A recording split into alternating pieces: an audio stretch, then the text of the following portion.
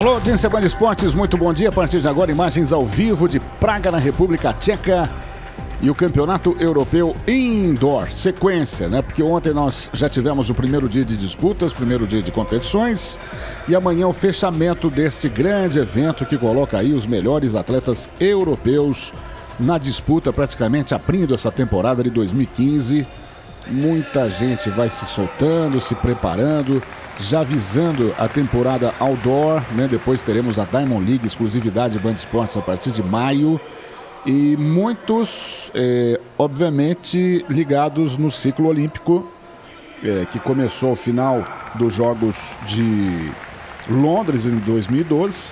Segue por essa temporada, né? Quando estamos aí há um ano e alguns meses do início dos Jogos Olímpicos no Rio de Janeiro 2016. Nesse instante nós temos a apresentação das atletas que vão participar aqui do salto em altura, da final do salto em altura. Ontem nós tivemos as eliminatórias, nesse momento a apresentação das finalistas. Claro que as tchecas e os atletas locais recebem um carinho especial por parte do público. E a Rubá vai sendo apresentada nesse instante, está lá o mascote no meio, né, das atletas. E ao longo desse evento também, a gente vai mostrar para você as 4 provas do heptatlo masculino, que é uma competição diferente, feita para indoor, né? Seria a versão do decatlo das pistas abertas. Aqui a gente tem o heptatlo e hoje as 4 provas: 60 metros rasos, depois salto em distância, arremesso de peso, salto em altura, ficando para amanhã 60 metros com barreiras, salto com vara e 1000 metros. Isso tudo o Cleberson Yamada vai explicar direitinho. Aliás, ele já está a postos, preparadíssimo para mais um dia de disputas. Temos a nossa maratona particular, aí a Ruth Beitia espanhola, começando agora. Vamos até às 4 da tarde, com muito atletismo no canal que mais transmite atletismo da TV brasileira. Tudo bem, Cleberson? Boa tarde. Boa tarde, Carlos Fernando. Boa tarde ao assinante. Mais uma vez aqui voltamos, né, para o Campeonato Europeu. Nós que transmitimos em 2014 direto de Zurique, Campeonato Europeu Outdoor.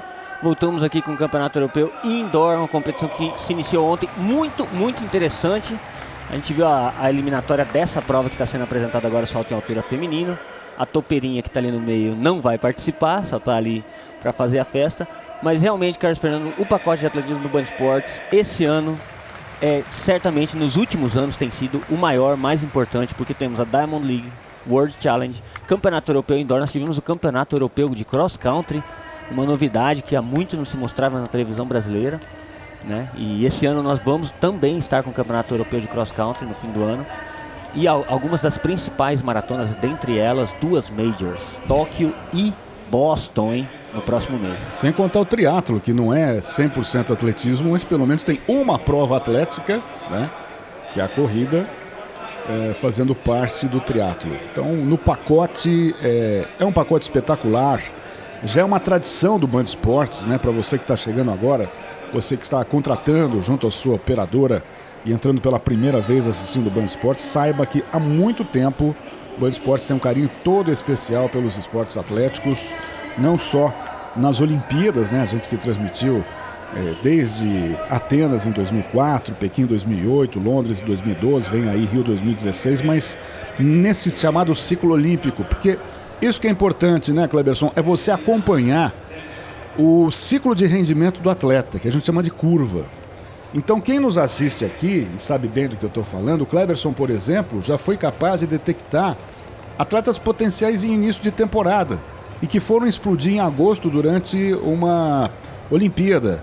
Então não é novidade. Raramente a gente tem hoje alguma novidade, um cara que caiu do céu e apareceu subitamente lá. É muito raro, porque você tem essa chamada curva de desempenho, que eu acho que acaba sendo um sinalizador, né? Um farol que aponta para dizer, olha, esse cara tem chance de conquistar medalha. E é isso que a gente tem feito nesses últimos anos, né, Cleberson? E a gente vem percebendo também pela consistência, né, de resultados dos atletas. A gente percebe quando há, inclusive, uma grande variação no resultado, a gente percebe que algo estranho pode estar acontecendo.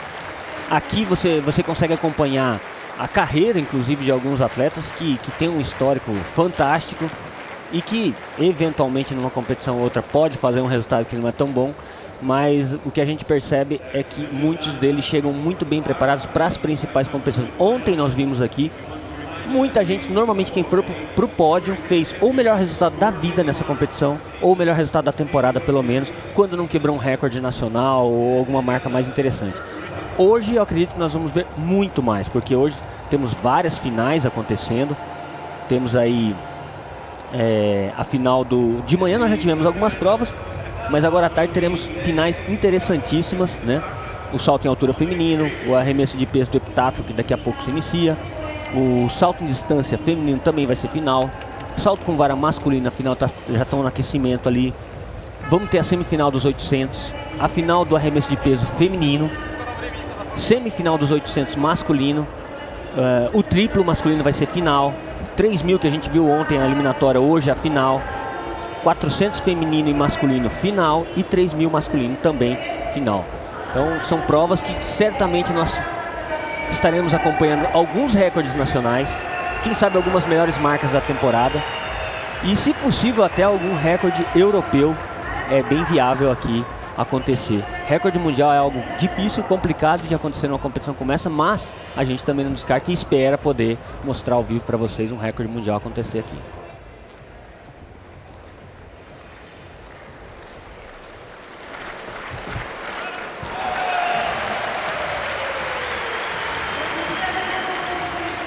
Muito bem, começamos então na prova do salto em altura para mulheres. Essa eu confesso que é uma das minhas provas preferidas, em Jogos Olímpicos principalmente. Eu adoro acompanhar, transmitir, ver evolução, né? Porque não depende de nada, não depende de implemento, depende apenas da técnica, da capacidade mental, da coordenação motora. Veja só, né, o trabalho que a atleta Kapriska polonesa vai fazendo mentalmente para contar os passos, fazer a curva certinho, aquele S, né, jogar o corpo para cima, fazer a inversão e passar pela barra.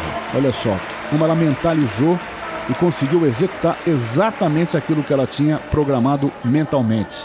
Eu confesso que esse para mim é um dos melhores esportes. A gente sabe da evolução, né? Se você pegar na história do esporte, no final do século XIX, né, nas primeiras Olimpíadas, que o atleta saltava parado em forma de tesoura, colocava uma perna à frente para jogar o corpo depois ele começou a saltar com a barriga para baixo, depois mudou, né, completamente. Então, um esporte de uma evolução enorme nesses últimos 150 anos aproximadamente. Olha só, essa prova faz parte do heptatlo. Essa prova faz parte do heptatlo. Você pode ver que dentro do estádio ali, em cima da pista de 60 metros, essa pista que você tem embaixo aqui, ó, é a pista dos 60 metros, que no caso seria correspondente aos 100 metros ou 110 metros, né, numa prova de obstáculos, perdão, de barreiras no atletismo em geral. Então você tem a pista ali de 60 metros. Nesse momento ela não está sendo usada, porque pela programação montaram essa gaiola e é espetacular, né? A forma com que eles organizam e montam. Colocaram um colchão para que o peso não cause estragos no solo, no piso ali.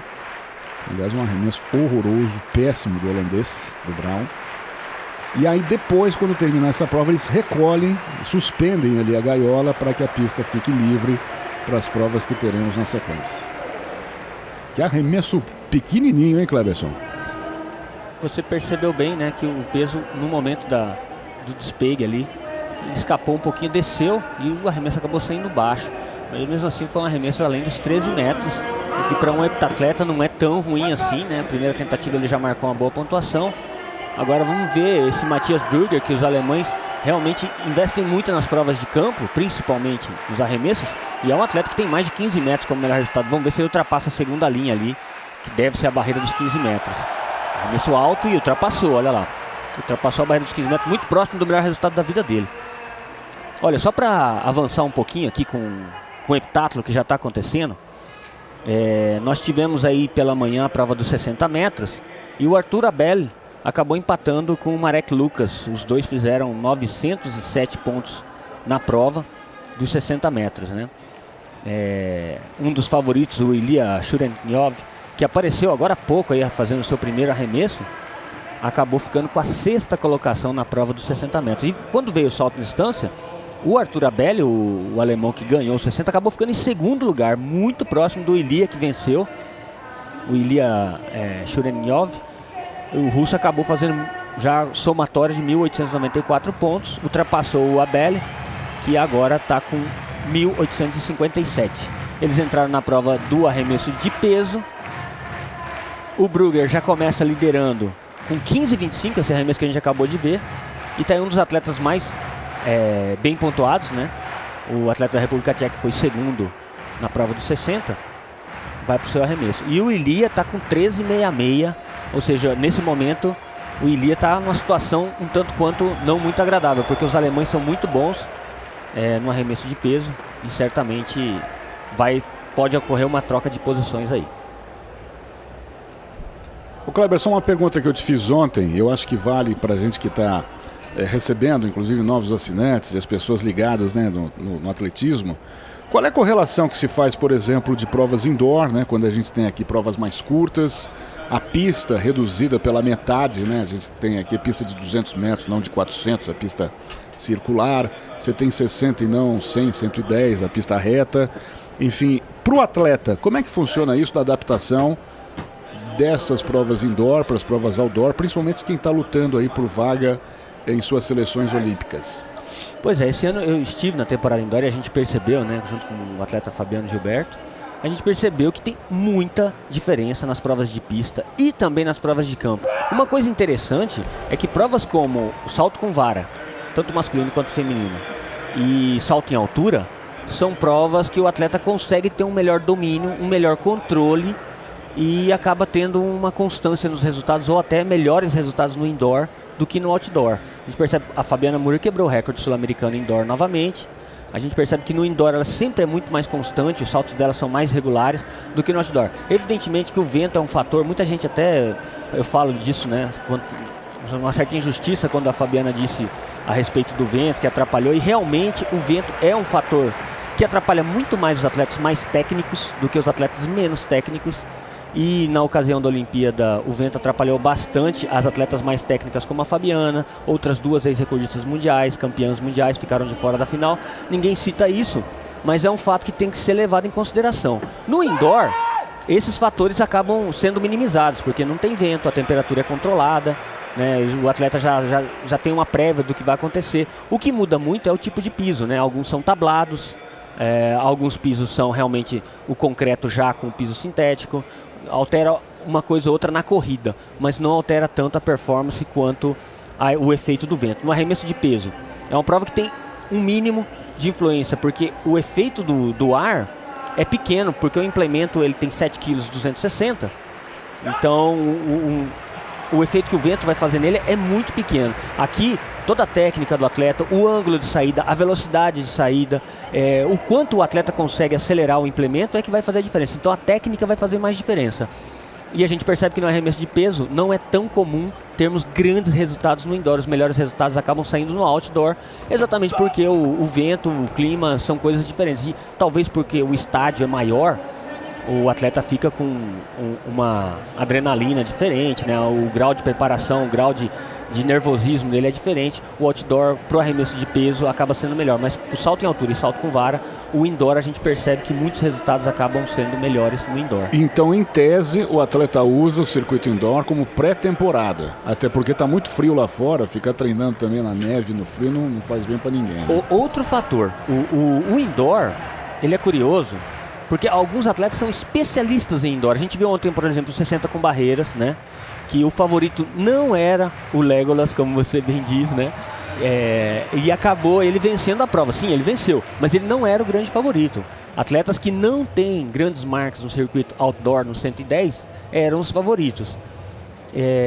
A gente percebe também que nas provas curtas, 60 metros, no 400, o atleta tem que ser especialista e estrategista, porque conta muito algumas coisas que só o indoor permite. Como a pista tem 200 metros e quem corre por fora consegue fazer uma manutenção de velocidade, fica muito diferente pro outdoor. Olha só, o recorde mundial e o recorde da competição ainda pertence a Heidi Dressler desde 1988, hein? 7,30 o recorde da competição e 7,37 o recorde europeu. Muito bem, as provas vão acontecendo simultaneamente, como a gente tem também na Diamond aqui, que vai começar em maio. Agora as provas femininas, né, do salto em distância. Então a gente vai mostrando para você simultaneamente o salto vertical, o salto em altura e agora o salto horizontal, o salto em distância para mulheres. Na decisão, na final, vale medalha, vale ouro. Aí um dos motivos pelo qual o outdoor, o salto em distância, tem melhores resultados que o indoor normalmente, né? O vento no salto com vara, normalmente, ele atrapalha. Por quê?